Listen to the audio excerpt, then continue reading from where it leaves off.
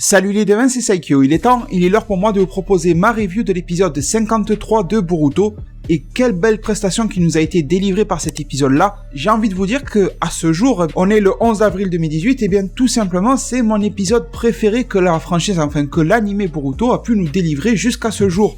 Bien sûr, ça ne fait aucun doute qu'il y aura de bien meilleurs épisodes par la suite, mais à ce jour c'était vraiment celui qui a été le plus éclatant à mes yeux. Non pas par son action, mais par les éléments qu'il a pu apporter, parce que l'action, elle était quasi inexistante, faut bien se le dire.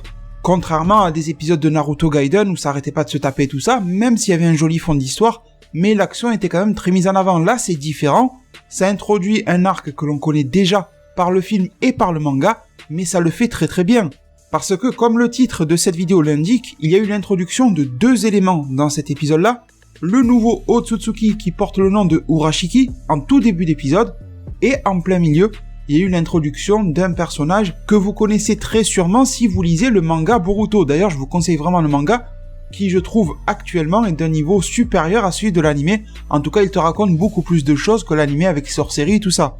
Donc, Urashiki, on va bien s'en parler. Par contre, bon, la deuxième chose, le deuxième élément issu du manga, je pourrais pas trop m'étaler dessus, tout simplement parce que sinon je vais vous spoiler ce qui se passe dans le manga. Et le but d'une review, c'est pas de spoiler. Les spoilers, c'est dans mes vidéos PLT, les spoilers, etc. Là, c'est pas vraiment le cadre idéal pour le faire. Bref, on rentre dans le vif du sujet, très vif avec la rencontre Toneri-Urashiki. En parlant de tous ces Otsutsuki là, je suis très étonné que l'on n'a pas vu ni Momoshiki, ni Kinshiki dans cet épisode. Rappelez-vous, à la fin du 52, il y avait Sasuke qui atterrissait, qui se téléportait là dans une dimension de Kaguya machin, et il y avait Kinshiki et Momoshiki qui le voyaient, qui disaient on va l'accueillir comme il se doit, etc. Donc je pensais que ça allait devenir quelque chose un petit peu similaire au film, mais bizarrement non. J'ai pas trop compris les transitions, c'est peut-être moi qui ai raté un truc, dites-le moi en zone commentaire, peut-être que je suis passé à côté de quelque chose, mais j'ai l'impression que en fin du 52, on allait mettre en place le fameux combat Sasuke-Kinshiki, et qu'il allait se dérouler ici. Sauf que non, d'un coup, Sasuke il est de retour, il passe chez Naruto. J'ai pas compris comment Sasuke a pu sortir indemne de la zone des Otsutsuki sans se faire attaquer par Kinshiki ou Momoshiki. Bon, je sais pas, sincèrement. Soit c'est fait un petit peu bizarrement, soit c'est moi qui ai mal compris, c'est possible. Mais en tout cas, des Otsutsuki, on en a ici, on a Toneri et on a Urashiki. Urashiki, je vous l'avais dit dans une précédente vidéo, c'est le troisième, il y en a plein, il y en a plus que ça, il y en a plus que 3 d'Otsutsuki, mais troisième du groupe en fait. Momoshiki, Kinshiki et lui, Urashiki, il a visiblement des plans tout aussi, pas forcément maléfiques. Est-ce que l'on peut parler de plans maléfiques pour les êtres du clan Otsutsuki? Je ne sais pas. Mais en tout cas, des plans bien emmerdants pour la team de Boruto, de Naruto, etc. Ça c'est clair et net. Et étant donné que Toneri s'est rangé du côté de Boruto en particulier ces derniers temps, surtout depuis les événements du film Naruto The Lost, qui je rappelle est canon, ce film-là, et bien de fait, Toneri se met en opposition face à ses propres collègues de son propre clan. Et maintenant qu'ils sont prêts à passer à l'action, eh bien Toneri représente limite un petit obstacle pour eux ou pour eux devenir embêtant ou emmerdant étant donné qu'il est capable de prendre contact avec Boruto, voire même, on va en parler un petit peu plus tard, de transférer certains pouvoirs ou de l'alerter sur son avenir et ça c'est problématique. Même si on l'a bien vu, Toneri au combat n'est pas un souci, n'est pas du tout un problème face à Urashiki. Donc au final cette discussion je me la suis rematée plusieurs fois parce qu'elle est très intéressante. Je vous conseille vraiment pas d'aller revoir tout l'épisode mais de revoir ce passage là. Genre 2-3 fois d'affilée, et analyser la manière de parler de Urashiki, et un petit peu celle de Toneri, mais Toneri on connaît déjà, surtout celle de Urashiki, et vous allez voir que c'est très intéressant. Dans la manière de parler de Urashiki, il y a à la fois du respect, mais à la fois on sent que Toneri le fait chier, c'est un petit peu des deux. Et en même temps on sent qu'il y a pas mal de contraintes, dans le sens où, bon, en tant que membre de son clan, il le respecte malgré tout, mais il trouve que c'est un petit peu, à l'instar d'un ninja déserteur, c'est quelqu'un qui a trahi son clan à ses yeux, alors que finalement pas tellement. Rappelez-vous, Kaguya, qu'est-ce qu'elle a fait si vous regardez bien l'histoire?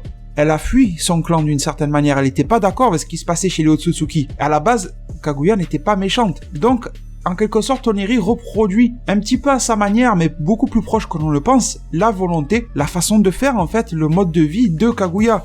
Chose que Urashiki et ses amis ne voient pas du même œil. Ils pensent poursuivre un petit peu cette volonté de Kaguya, sauf que j'ai l'impression qu'ils s'en éloignent plus qu'autre chose. Dites-moi votre avis en zone commentaire sur ça. Et donc, cette discussion, qu'est-ce qu'il faut en retenir? Bon, la manière dont ils se sont parlé, très intéressante. La manière dont Toneri appelle Urashiki en tant qu'être céleste. J'ai bien aimé ça. Le fait qu'il se demande pourquoi ils l'ont laissé un petit peu pourrir sur la lune et tout ça. L'autre, il lui dit, on t'observait.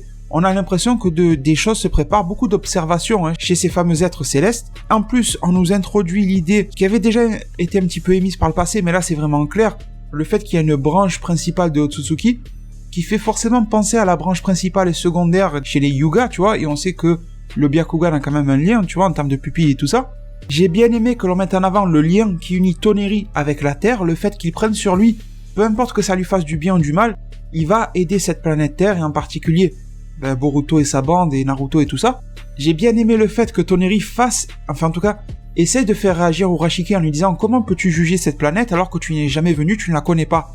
Et Urashiki lui dit « Oui, t'as raison, je ne la connais pas. » Mais malgré tout, il est pas d'accord, tu vois. Donc j'ai beaucoup aimé la manière dont les mots ont été exprimés. Une personne qui est dans une discussion qui est ton ennemi, qui te dit « Je suis d'accord avec toi, mais je suis pas d'accord quand même », c'est bizarre, tu vois, mais c'est intéressant à découvrir en fait. Et bien sûr, le moment crucial de la discussion, c'est quand Urashiki lui dit « Tu voulais peut-être prendre les devants en agissant sur le fils de cette femme, bien sûr, le fils de Hinata, la femme au Byakugan, à savoir donc Boruto. » Et qu'est-ce que ça veut dire ça? Pour moi, il y a deux options, les deux, on peut les mélanger en fait, elles sont pas contradictoires, ça peut être l'une, l'autre ou les deux. Tout simplement, ça peut être le fait que quand Toneri a rencontré Boruto, il se peut qu'il lui ait donné son Jugan ou qu'il lui ait transmis un pouvoir lié au Jugan. Je sais que vous êtes nombreux à me dire en zone commentaire qu'il n'a jamais été dit que c'était le Jugan, mais c'est un animateur de l'anime Boruto qui l'a appelé comme ça. Il faudrait que je vous retrouve la source parce que ça date de l'an dernier.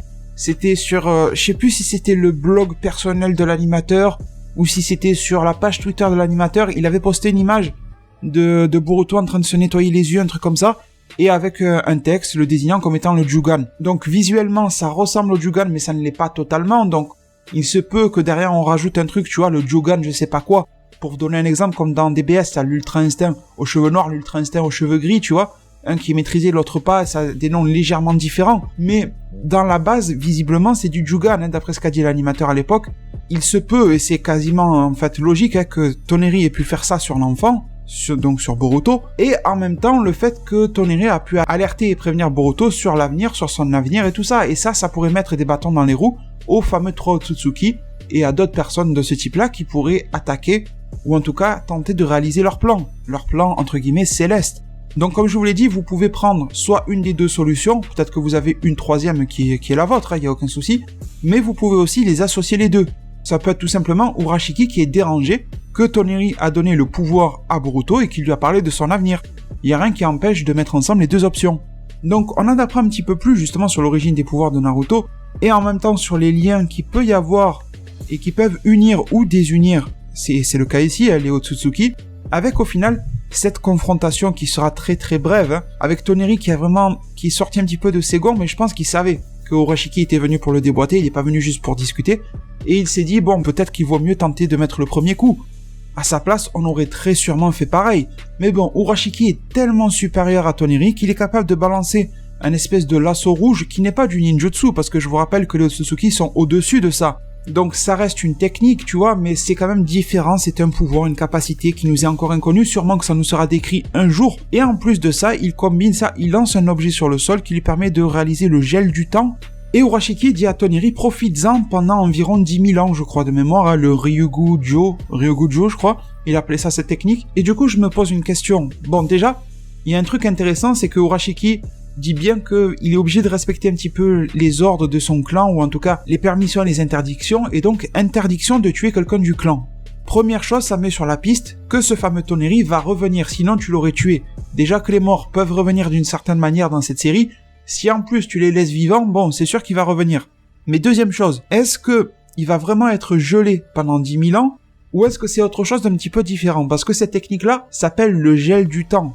C'est pas juste le gel ou tu vois une technique de gel ou quelque chose comme ça, de congélation, d'hibernation, je sais pas trop quoi, non. Donc il y a le mot du temps. Est-ce que justement ce gel n'a pas une capacité à modifier le temps qui passe, un petit peu comme les yeux de Itachi, le Tsukuyomi machin? Je crois que le Tsukuyomi te faisait ressentir en quelques secondes une centaine d'années de souffrance ou quelque chose comme ça, de mémoire, vous me corrigerez.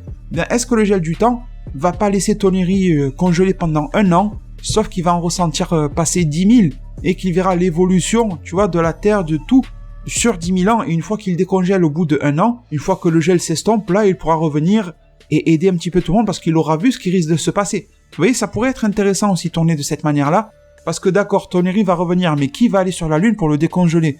Sincèrement, j'ai un petit peu du mal à comprendre qui pourrait être au courant qu'il est congelé là-bas. À part, si oui, vous savez, dans les mangas, les ennemis ont tendance à un petit peu révéler leurs failles. C'est un petit peu le problème des shonen.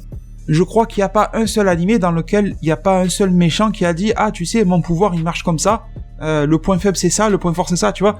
Donc, s'il y a un des trois Otsutsuki qui dit « On a laissé notre collègue congelé là-bas », il se peut que certains des héros aient envie d'aller le décongeler. Mais sinon, je ne vois pas comment ça pourrait fonctionner et s'emboîter tout ça. Bon, les devins, on en a fini sur cette phase avec Toneri et Urashiki que j'ai trouvé super intéressante. Avec du coup Urashiki qui laisse Toneri tout seul et qui se casse sur la Terre au final. Et avec cette petite relation avec forcément Boruto sur Terre qui ressent une espèce de souffle. Donc j'ai bien aimé l'idée du souffle. Moi, à leur place, en toute humilité bien sûr, j'aurais fait un truc encore plus significatif. J'aurais fait passer un souffle glacé. Étant donné que bon, on est sur la Lune, les températures sont basses sur la Lune, et que Toneri est congelé dans le gel du temps. Ça aurait été cool que justement une dernière volonté de prévenir Boruto soit faite par Toneri, qui a une espèce de vent glacé qui le contacte, et tu vois que, avec la même scène au final, Boruto qui met sa main sur son œil et tout ça, ça aurait été encore plus classe, je trouve, en termes de mise en scène, mais de la manière dont ça a été fait, c'était très cool. On comprend qu'il y a eu une espèce de nouveau sens qui s'est éveillé en Boruto, sans que ça soit un pouvoir ou quoi que ce soit. C'était plus significatif, représentatif de quelque chose, que évocateur d'un nouveau pouvoir, faut pas s'enflammer non plus. Mais j'ai trouvé que cette petite scène avec le lien avec Boruto était vraiment très très cool. Bon, là on passe dans une ambiance totalement différente mais tout aussi intéressante, et bien l'intrigue autour de l'examen Chunin et autour de l'anniversaire de Himawari. Les deux s'emboîtent un petit peu parce que le Hokage, Naruto, est très occupé par tout ça, en plus de ses problèmes habituels, en plus de l'intrigue autour des Otsutsuki, il en peut plus, on a bien compris. Au final, tout se passe grossièrement, comme dans le film, l'interview, son fils qui le voit à la télé, tout ça. Tout le monde adore le Hokage, mais sauf son fils, parce que le Hokage est là pour tous, mais pas pour sa famille. C'est un petit peu bizarre. Il considère le village comme sa famille, mais sa famille, il ne la protège pas ou il n'est pas aussi présent pour elle que pour le village, en tout cas aux yeux de Boruto. Et c'est compréhensible. À partir de là, on commence à mettre en œuvre et à emboîter les choses par rapport au cas de Sasuke.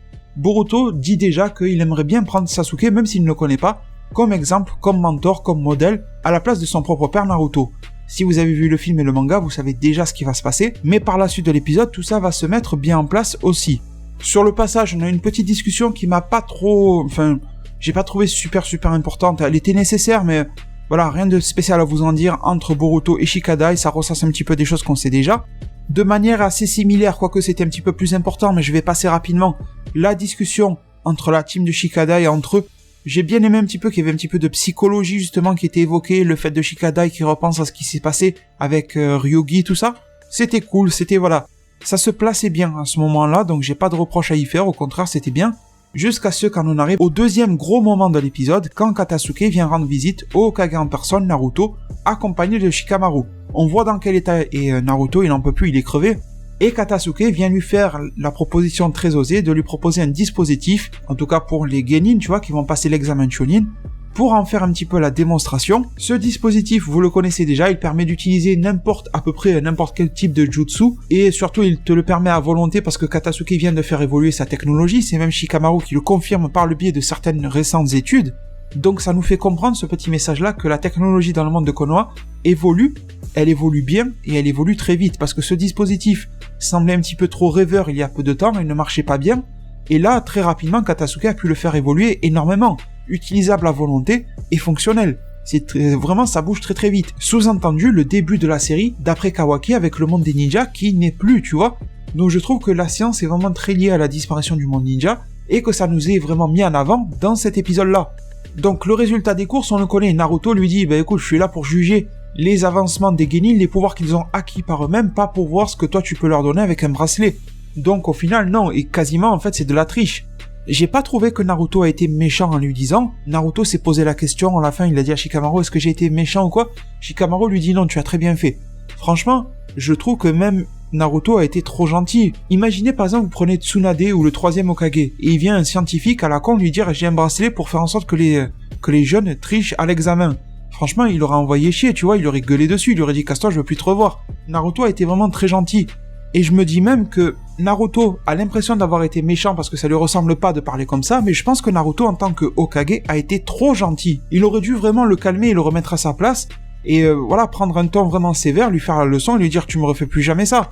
je suis sûr et certain que le troisième Hokage, le vieux, n'aurait jamais parlé sur ce ton-là. Ça l'aurait mis hors de lui de savoir que quelqu'un veut faire tricher les jeunes élèves, les jeunes apprentis futurs ninjas, à faire des conneries avec des bracelets qui te font tirer des jutsu à volonté.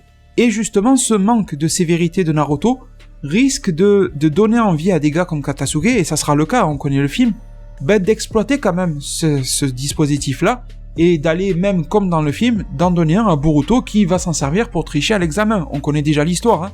Sauf que on connaît déjà l'histoire, mais pas vraiment de la même manière, parce qu'à ce moment-là, Katasuke, il est un petit peu là, entre les deux. Face à Naruto, Katasuke était gentil, il avait pas de seconde mauvaise pensée, d'arrière-pensée, tout ça.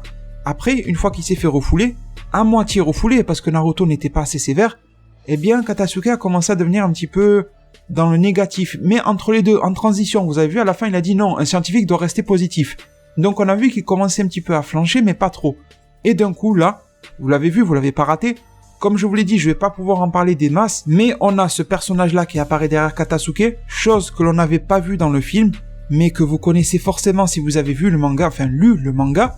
Ça apparaît pas de la même façon exactement que dans le manga, mais c'est très évocateur et c'est très explicite, et c'est une excellente nouvelle. Alors pour essayer de spoiler le moins possible pour ceux qui ne lisent pas le manga, on va dire que ce type que vous voyez là, c'est un méchant, hein, vous vous en doutez. Je peux pas vous dire d'où il vient, qui il est ou quoi que ce soit, même dans le manga on sait pas forcément bien qui il est ou d'où il vient. On en sait un petit peu plus, on connaît son nom et tout ça.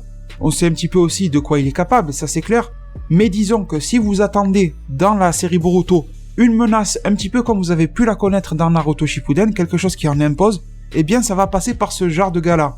Et donc, en quoi c'est une excellente nouvelle? Parce que beaucoup d'inquiétudes par rapport à la suite de l'anime. Est-ce que l'anime va être du filler encore pendant très longtemps? Est-ce que l'anime va adapter ce qui se passe dans le manga? Tu vois, on sait pas. Est-ce que l'anime va partir dans une histoire qui lui sera propre et plus jamais ne se rapprochera du manga? Beaucoup d'interrogations. Et je pense que là, la réponse, on commence à l'avoir. Et même on l'a, j'ai envie de dire. L'anime va se fier énormément aux éléments du manga. Après, bien sûr que tu peux ramener les mêmes personnages pour faire de différentes histoires. Pourquoi pas? Mais quand même, je trouve que c'est une très très bonne nouvelle.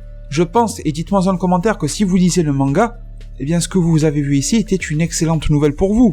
Donc désolé de pas pouvoir trop en parler, parce que sinon je sais que les personnes qui ne lisent pas le manga, ça va les décevoir que je leur dise tout ici, ou que j'en discute un petit peu plus, mais sachez que c'est une excellente nouvelle pour la série, vous pouvez me faire confiance, et que c'est en soi un gage de qualité. Voilà pourquoi je suis très enthousiaste d'avoir vu pendant une fraction de seconde ce personnage-là apparaître derrière Katasuke, et lui faire je sais pas trop quoi, l'attirer vers lui, bon, on verra bien ce que ça va donner.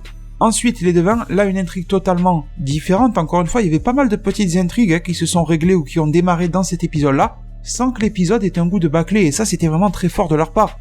Donc maintenant, discussion entre les genin, tout ça, mais on va direct filer à l'anniversaire des Himawari, scène quasi recopiée similaire au film en fait, mais toujours très forte en émotion et en symbole, ce qu'elle peut représenter. Tout simplement, Boruto avait fait une promesse à sa sœur que son père serait là pour son anniversaire. Visiblement, il est là, il arrive avec le gâteau, et voilà, il s'efface, son clone ne peut plus marcher, parce que oui, si c'était un clone de Naruto et non pas Naruto lui-même, Naruto le vrai est ailleurs, à son bureau, quelque chose comme ça. Et sauf que toi tu as une vision de spectateur de l'anime, et tu t'en fous, Naruto c'est pas ton père, tu comprends qu'il doit faire le Hokage. Mais mets-toi à la place de cette petite fille, de ce petit garçon, que sont Boruto et Himawari, et même mets-toi à la place de cette femme qui est Hinata, ça fait beaucoup de peine, tu vois. Alors Hinata, elle prend sur elle, mais on voit que c'est difficile, et sur les enfants, je te laisse imaginer le choc. En plus, avec le symbole du gâteau qui s'écrase par terre, le gâteau, tu t'en fous, tu vois, c'est pas ça, mais c'est vraiment symbolique de le voir partir comme ça. À la limite, il valait mieux que Naruto ne vienne pas du tout et qu'il dise à la petite, qu'il lui explique je serai pas là, plutôt que de faire ça. Bon, Naruto ne savait pas que son clone allait s'effacer. Mais je veux dire, maintenant que l'on a vu ce qui s'est passé, il aurait mieux valu qu'il ne vienne pas, et que Boruto ne puisse pas honorer sa promesse tout court, plutôt que de décevoir à ce point Himawari, de lui faire de la peine à ce point. Mais celui qui a le plus de peine, c'est Boruto.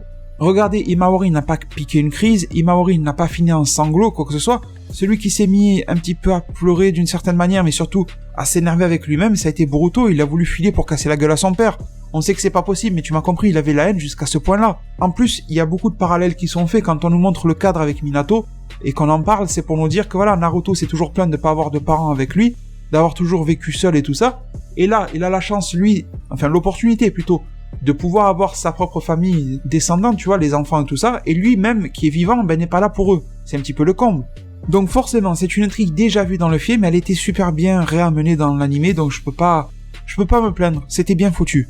avec, bon, je vous ai dit, un petit peu choquant de pas voir Sasuke se battre contre Kinshiki, mais Sasuke frappe à la porte des Uzumaki, Naruto n'est plus là, en tout cas, il n'a jamais été là vu que c'était juste son clone, mais ça permet à Boruto de confirmer ses envies d'être un petit peu l'élève de Sasuke, de l'admirer, c'est carrément ça, hein, d'en faire l'opposé total de son père, quelqu'un d'aussi fort que son père, mais qui fonctionne d'une manière différente, et c'est ça que Boruto recherche pour pouvoir faire ses preuves, et surtout il a un besoin de montrer au monde entier qui l'entoure qu'il est capable de quelque chose, et un petit peu même d'être capable de plus que ça, capable d'être épatant, capable de réussir, et capable de devenir lui à son tour un jour en fait le modèle de quelqu'un. Il adorerait vraiment faire ça. Mais je pense que la psychologie du personnage de Boruto sera très intéressante parce qu'on va voir un personnage jeune qui voudra être reconnu à tout prix et un personnage grand, je pense, adulte, qui va remettre beaucoup en question ce genre de choses, qui va se rendre compte que c'était futile au final, que c'était des gamineries en quelque sorte, mais en même temps, ces gamineries on y passe à peu près tous. Le besoin de reconnaissance, je pense que,